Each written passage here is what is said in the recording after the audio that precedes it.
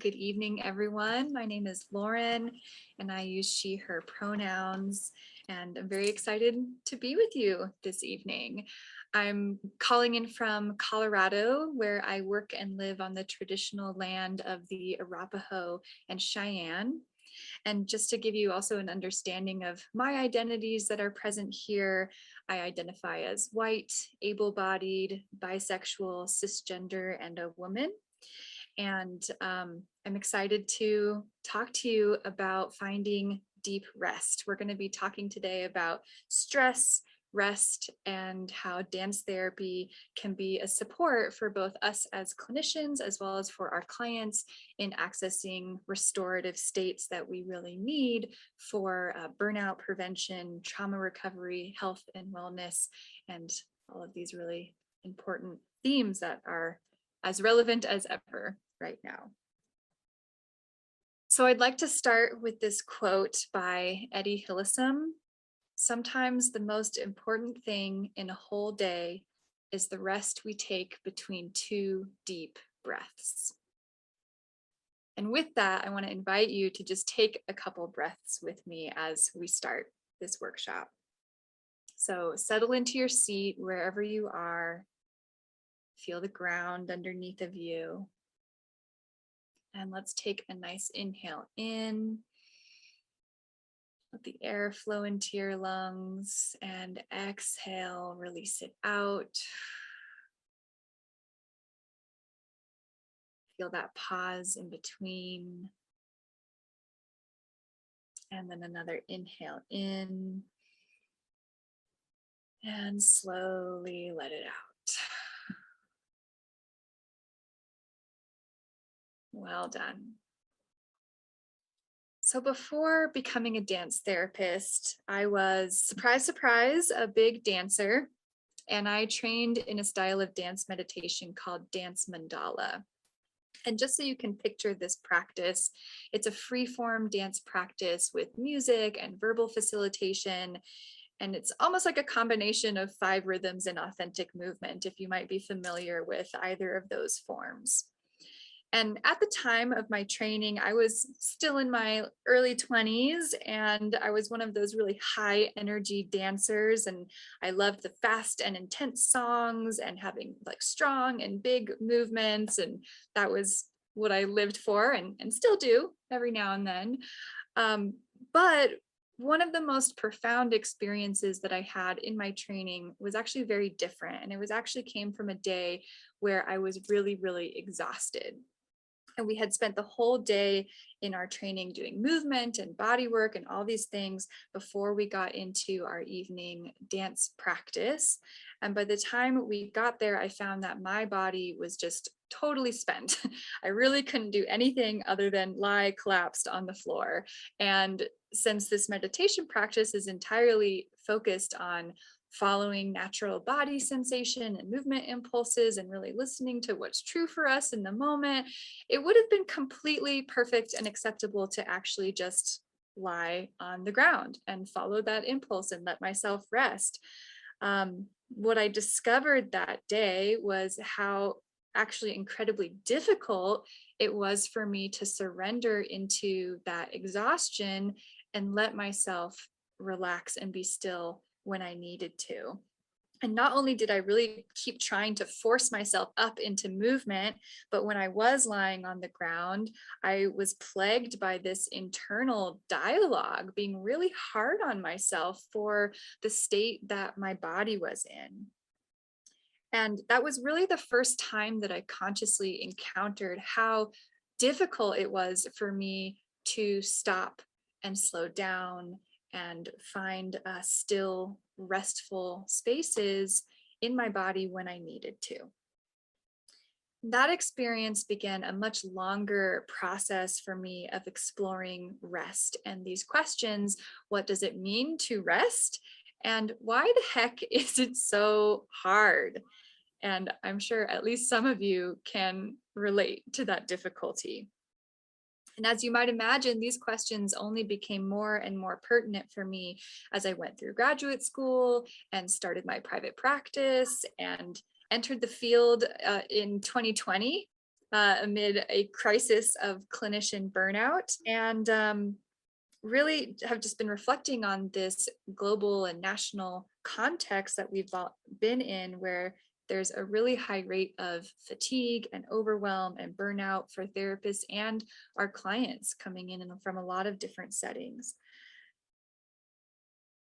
Over the course of time in 2020 and 2021, I was really hearing over and over again, both from friends and clients and everyone, about this struggle to feel rested and restored. From people who were having difficulty slowing down or unable to relax, and lots of people not feeling restored even after engaging in so-called self-care activities. Something about it wasn't sinking in for them. And so this is what inspired me to offer a dance movement therapy group entirely focused on the embodied experience of rest. So in the fall of 2020, I led a group called Deep Rest and Restoration. And it was a 5-week dance therapy group with 6 participants. They were all adult women. And we came together to explore this theme of stress and resting. My intention was not only for participants to take on more of an embodied approach to self-care and leave with some tools that they could use later, but also for the sessions themselves to be restorative experiences for the participants. When I considered how to lead this group, it gave me an opportunity to kind of crystallize what I had learned about restful states, both from my personal and professional experience so far. So the main premise that I worked with is that rest is less about what we do, an activity, and more about how we are, a bodily state.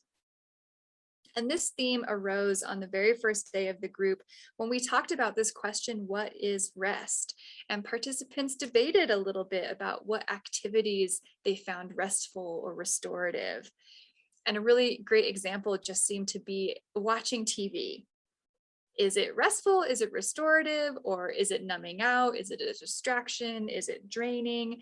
People had really different experiences around that one activity and some different opinions about what sorts of things they found restful. But when I asked participants instead to describe more of a restful body state, they said things like relaxation, slowness, spaciousness, letting go, a sense of surrender or receiving or being held.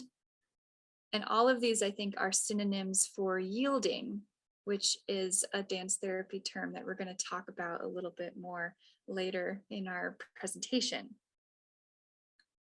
The spiritual teacher Lama Rod Owens has a quote that I really like saying, resting means there is a letting go, letting be, dropping things, and just resting the mind, just being with things as they rise. That's my sense of rest. I can go to sleep for hours and hours. That doesn't mean I let go of anything. So this is the state that I'm talking about today when I'm referring to rest and restoration, finding this yield in the body. So in structuring the group, I drew from my training in dance movement therapy, of course, as well as my training in trauma therapy and dance meditation to assemble 4 main ingredients that I think we really need to access rest and restorative states. And I used these 4 ingredients to direct all of the group sessions that we did together. And this is what we're going to be going over today. I have found that the 4 things that really open up access to restorative states are transitional time, movement, body awareness, and cues of safety. So let's get into some detail now about where these came from and how you might best use them to your advantage. In my private practice, I specialize in working with complex PTSD, and so I really view everything through the lens of trauma and how our nervous systems respond to stress and different experiences. Broadly speaking, we can say that trauma is a subjective experience of severe stress that overwhelms our capacity to cope and respond to what is happening. Trauma therapist Resma Menakem said that trauma is a wordless story our body tells itself about what is safe and what is a threat. So this is how we are always evaluating and responding to our environment and whether it's safe or not. Now, often we think about trauma as a single event, but in the world of complex trauma, we're more talking about repeated high stress that builds up over time. Now, PTSD, of course, is a pretty severe experience that doesn't apply to everyone who's feeling burned out. But I think it's important to talk about complex trauma and complex PTSD because it has this quality of sustained and repeated and inescapable stress over a period of time. So understanding how that works can really greatly inform how we look at things like chronic stress and vicarious trauma and clinician burnout and these sorts of things. So first, let's do a really basic intro into our nervous system. And this is going to be in that little blue box you see there with the pink line. That's our nervous system, very simply represented for today. So our nervous system is designed to help us respond to our environment in a flexible way, oscillating between active and restful states as needed. And this allows us to work, play, communicate, eat, sleep, cuddle, have sex, whatever's called for at the time. And that pink line that you see shows a healthy fluctuation between actively responding to things and doing things, and then restful states in between where we can restore ourselves. In Stephen Porges' polyvagal theory, this part of the nervous system is called the ventral vagal complex, or the social engagement system. And it's named this way because this is part of the nervous system that also enables us to communicate, to connect and feel empathy and joy and play. All of this happens in this sort of optimal, flexible zone. This healthy area is also known as the window of tolerance. That's a term from Dan Siegel. And this is our optimal zone to operate in where we can handle the stress and challenges of everyday life. We can sort of roll with the punches and move flexibly between various situations, energize when we need to, rest in between. And we can tell when we're in this window of tolerance, this sort of prime zone, because we're going to feel present and embodied. We'll be grounded and thinking clearly, open and curious about what's happening around us. We'll be able to respond with awareness and flexibility. And again, that social engagement piece, we'll be able to empathize and communicate with people. Our emotions will be something that we can feel and tolerate, and our experiences can be digested and integrated as we go along. Now, let's look at what happens when our nervous system gets overloaded. And remember, this can happen from a single traumatic event, but it can also happen from these compounding stressors over time. So some examples of compounding stressors over time might be being in a long-term abusive or toxic relationship. It could be experiencing racism or homophobia or other forms of systemic oppression. It could be being in a really exploitative or high stress work environment, living in poverty, living through a global pandemic. These would all fall into that category.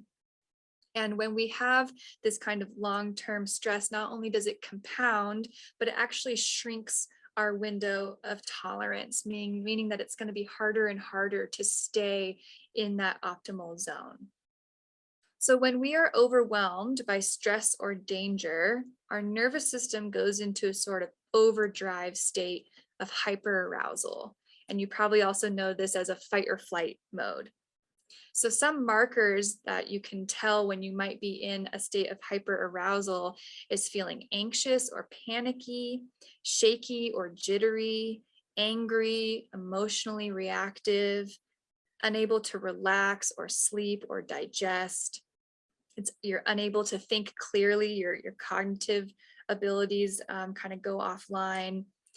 Social engagement also offline. So it's going to be harder to empathize with others or understand other people's points of view. And physically, you'd be showing a higher heart rate, faster breathing, higher blood pressure, things like that. Now, sometimes this state of hyperarousal is effective. If you're being chased by a tiger and you successfully outrun the tiger or fight it off, then you've responded to the danger, and your nervous system will naturally drop back down into the window of tolerance once that event is over. But that's one of the challenges that comes with things like burnout and chronic stress, is that there's not an end point to the event. It just keeps going. There's no place where you have then escaped the danger. It's kind of just going on in this state of a high threat. And at this point, when this hyperarousal is, say, unsuccessful at getting us out of the situation, then we crash into hypoarousal. So this is still a really high stress state, but the symptoms of it are quite the opposite. So this is when someone is going to be feeling depressed, helpless, lethargic, exhausted or fatigued, emotionally flat, numb, or dissociated, disconnected from yourself and your body, withdrawing from others, shutting down, isolating, going on autopilot. You might also notice a low heart rate, low blood pressure, a shallow or restricted breathing. This is what I would call a state of collapse. Now, it's really important to be able to recognize these states and know where you are on this map. And one of the major challenges I see in my clients is becoming accustomed to being in a hyper-aroused state all the time. You can get kind of used to living in this anxious, panicky, shaky way and not realize that you're actually in this heightened nervous system level. It just feels normal to be going so fast all the time. And again, this is really useful as a short-term stress response, but it's not sustainable over long periods of time. This constant anxiety and activation will disrupt basic body rhythms. Getting stuck here can be really dangerous for both mental and physical health.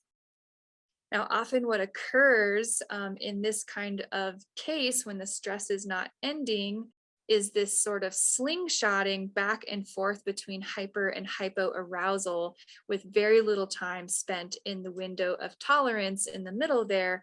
And that's the place where rest and restoration could actually be accessed. So instead of recovering, people are kind of ping-ponging between hyper and hypo and not getting time to recover from that. I'm going to read a quote here from trauma therapist Dr. Arielle Schwartz. And she said in her book that, quote, "When the nervous system is imbalanced, it's often difficult to find nourishing relaxation or restful sleep, yet equally challenging to feel emotions of joy, pleasure, and excitement. Here we see a classic combination of being both wired and tired, as clients describe oscillating between feelings of panic and exhaustion."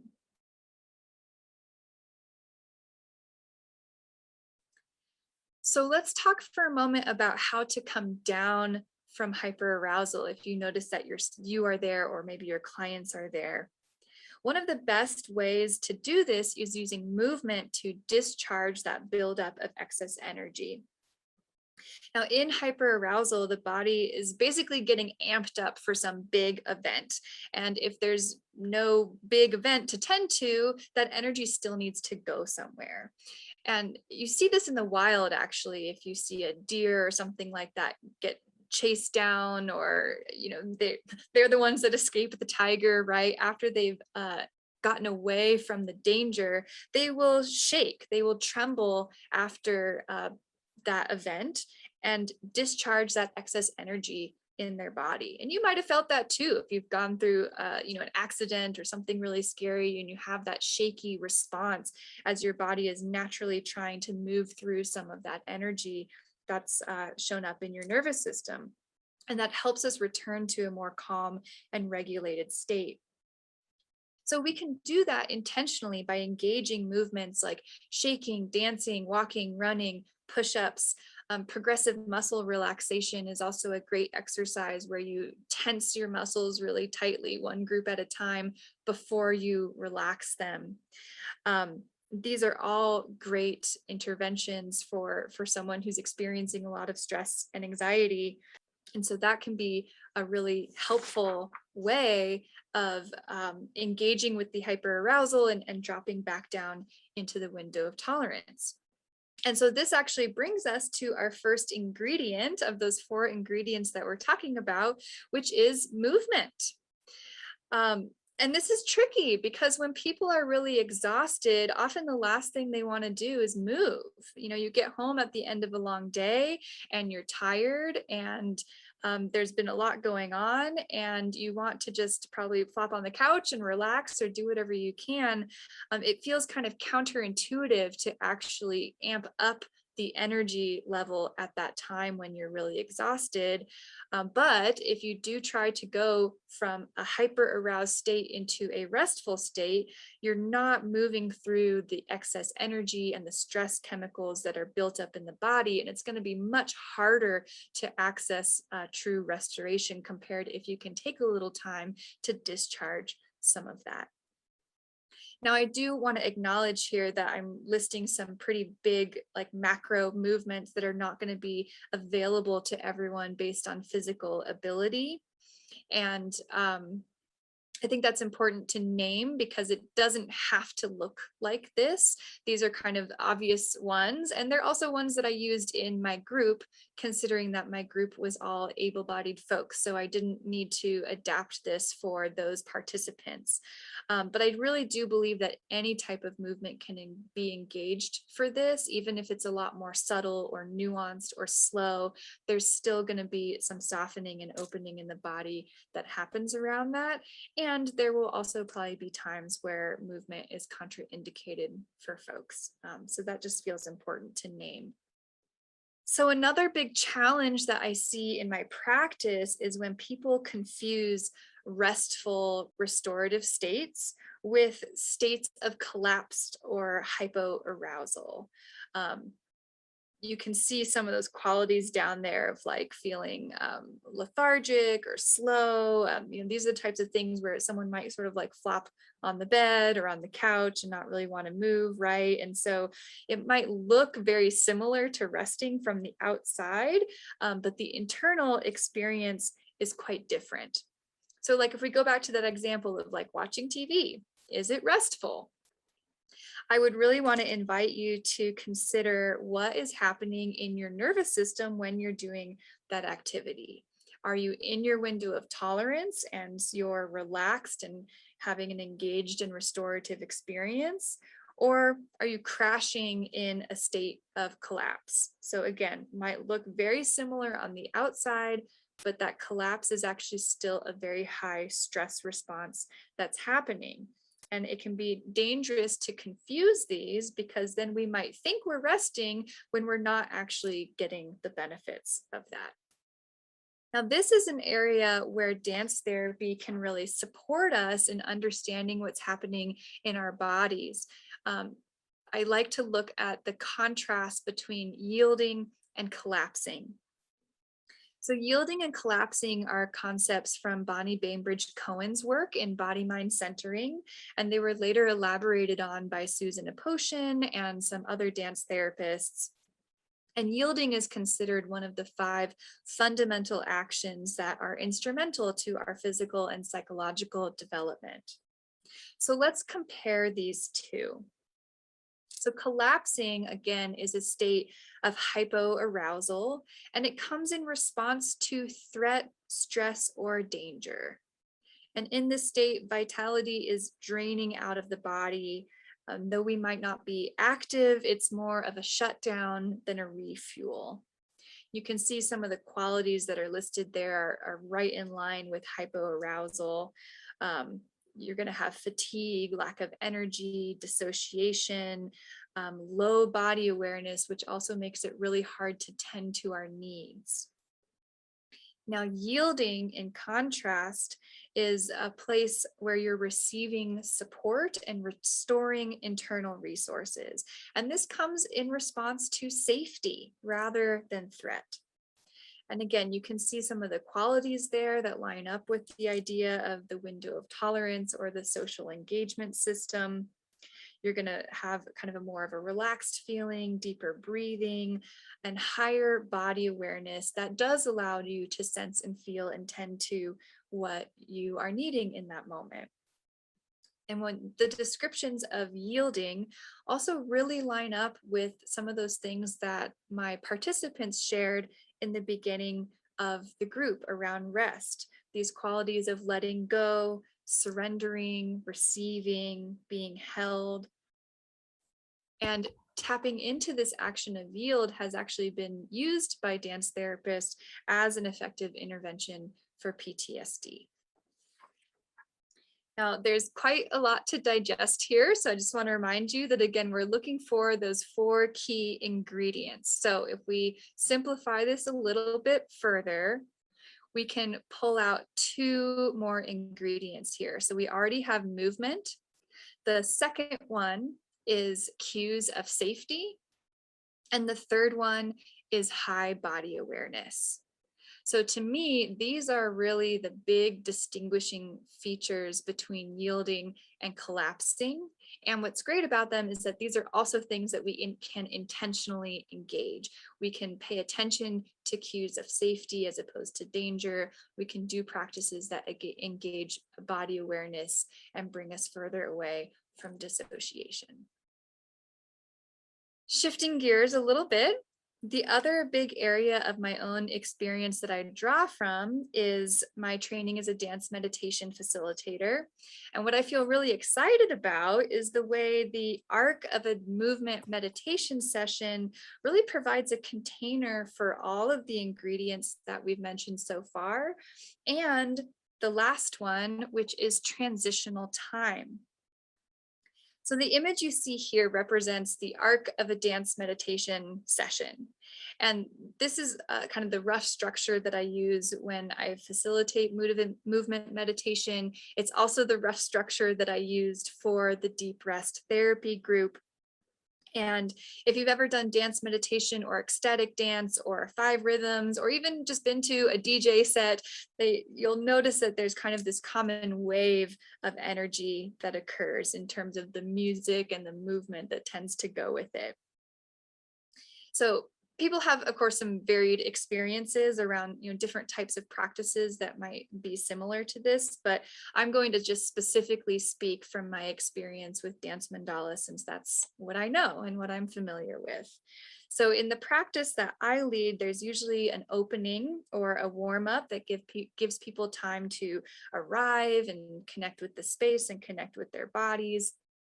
And this is where safety and body awareness can really be established as people get acquainted with the space and the other folks there and start to find their breath and feel into their own movement. So you have some intentional sense of safety and embodiment that's happening right away.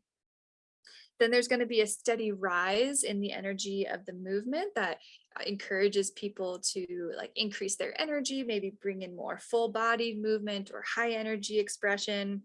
And this is where that release and discharge of trapped energy really occurs. And from there, it's easier to begin that slow down and landing into kind of more nuanced movements, maybe movements that are more subtle or more heart-centered or more emotionally attuned. And then finally landing down into restful time. The practice that I lead, usually people end up lying on the floor, resting their awareness just on their breath. And you'll notice that this point of rest on this line is lower than the point where we started in the warm up. And that's intentional because I think as we go through this, what most people experience is that that final resting state is much deeper than if we had just walked into the room and laid on the ground right away. Going through this arc of energy expenditure and having this long transitional time to get to that final resting state really allows people to sink into it in a much deeper way. I used to really just live for that like peak dance your pants off experience in the middle there, right? I mean, I still love that. I still love that like peak energy expenditure. It's so fun. It's beautiful to be in that high energy state. But over time, as I've done this practice more and more, I've really come to appreciate everything that comes after that point, and how that high energy point is really primarily a gateway into a lot of these slower and more peaceful and more restful states that follow, that really are just not as accessible prior to that point. So this whole wave can constitute a period of transitional time that facilitates a really deep yielding at the end. And that final rest was really something that my teacher emphasized when I trained in this form.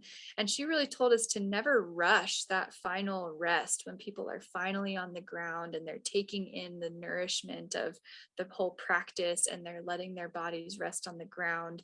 And she really emphasized that people don't get to do that a lot. They don't get to absorb that really nourishing space very often. And so I always try to extend that.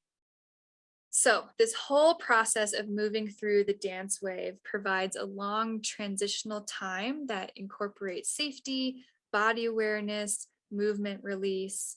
And when we're in a state of high stress and busyness, it can really feel hard to take time for this whole process. But my belief is that the further your nervous system is away from the yield, the longer that transitional time needs to be to help you get there. I also believe that the longer that time can be, the deeper of a restorative state you can access. So it's really not something to rush through or skip over as much as we might really like that. I think that is really key to extending this time as much as possible is really key to accessing that yielding state. One of the things that also came up in the group that I found really interesting was that participants also talked about the transition out of the yield. So we would go through this kind of wave and we would do these practices to then have some constructive rest time, often in like a child's pose or just lying on the ground. And I tried to have, between 15 and 30 minutes of that constructive rest practice in each group. So it was quite extended. But then we would also take a long time to transition up out of those restorative postures and back into our group where we would talk and process and things like that. And they found that their tendency was not only to want to kind of jump quickly into rest, but also to jump quickly out of it. And they talked about how it really made a big difference for them to take that slow time to transition out of the yield as well. And it seemed that they could really kind of take some of that nourishment with them when they also moved slowly back into activity. And it wasn't so shocking on the body and the nervous system compared to if you tried to jump up right away. So that transitional time can really apply both before and after the yield. Okay, so just to review, if we're drawing from dance therapy, trauma therapy, dance meditation practices, these 4 ingredients of transitional time, body awareness, cues of safety, and movement are going to be so helpful for moving us from states of stress into states of yield. I just want to highlight some specific interventions that I used during the deep rest and restoration therapy group. So as I mentioned, I used this wave as a container for transitional time. That's our first main ingredient. And then there's a lot of practices woven in that can help create a sense of safety. And we did some of those at the beginning. So things like mindfulness of the senses, orienting to the room, especially when you're actually turning your head and getting that little bit of a twist in the neck, if that's available to you. That also kind of taps into the vagus nerve, which helps calm our nervous system and settle into our environment. I also used a lot of psychoeducation so that people knew what practices we were doing. People would know what to expect out of the group sessions. I find that that also really helps people to settle.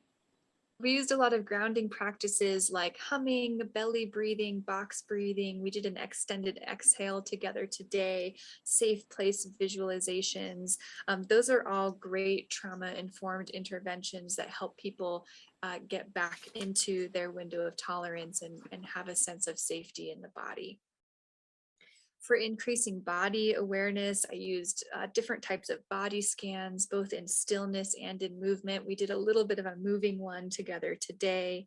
I did gentle movement warm-ups, again, very similar to what we just did. I drew from things like authentic movement and bodyful practices, and progressive muscle relaxation, things like that, to just help release tension and kind of open up sensation in the body so that we have that awareness of our physical selves present. Of course, that sort of dance and movement release involved shaking, stomping, jumping, dancing, quick and strong efforts, voicing, vocalizations, all those sorts of things. And then, as I mentioned earlier, each session also included a stretch of time in a constructive rest pose, which we also took time to get into and out of very intentionally and mindfully. As we engaged in all of these somatic practices week to week, we also had plenty of time to explore the psychological blocks and obstacles that arose for participants when they accessed or tried to access that final state of yield. Feeling guilty or selfish for resting, feeling pressure to be productive all the time, or like you're not enough or not deserving of rest. Feeling like things will fall apart if you slow down or if you don't do something. One of the participants also noticed that being busy helped keep them from feeling difficult emotions like grief. So these were all things that came up in the group as well. So one of the reasons I want to highlight this is because, in some ways we're working with a very simple theme around resting, but quite quickly it drops into an opportunity for some really deep therapeutic work around these other inner beliefs and experiences. So we also use the container of the therapy group to process some of these challenges that are hiding kind of just under the surface of this theme of rest. I also found it really useful to weave in self-compassion practices with our body awareness practices to, again, soften around some of these challenges. And the last thing I want to speak to here as well is that there's something really special about engaging with this theme of resting while in a group setting. And on the first day, the participants mentioned that they don't usually associate rest with being in a group. It's usually like an alone time activity or something done at home. And yet when we look at it from a nervous system perspective, we can see there's actually some great advantages to doing this work in a group setting. Remember that our window of tolerance is also called the social engagement system. And this branch of our nervous system allows us to rest, but it also allows us to connect and communicate. It's responsible for empathy and attachment. And this is the place where we're really able to be with and respond to other people. What's beautiful about this is it kind of works as a two-way street, where when we're in our window of tolerance, we're way more easeful in our ability to engage with people. And at the same time, engaging with people who are safe can help bring us back into our window of tolerance when we have left it. So this is also something we used in the group. We did things like back-to-back breathing, mirroring, using voice for personal shares, integrating humor and playfulness.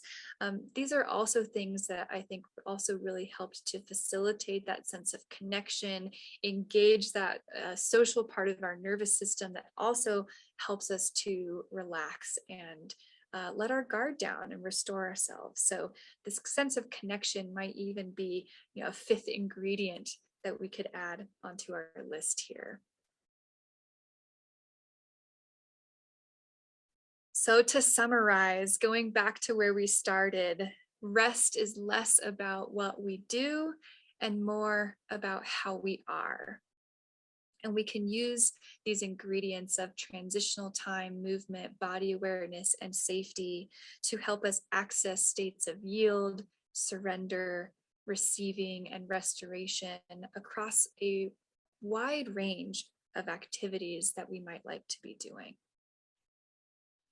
My hope is that taking the time to move into intentional rest can be a support for all of us in our current world who are experiencing ongoing stress, trauma, and burnout. And this is not something that simply sounds nice, but something that's actually vital for our survival and our social progress. So I'd like to end with these very powerful words, first by Audre Lorde, who said, "Caring for myself is not self-indulgence, it is self-preservation, and that is an act of political warfare." So finding rest for ourselves is not only personal, but it's about pushing back against systems of oppression that are exhausting in the first place, and some of these situations that are exhausting to us.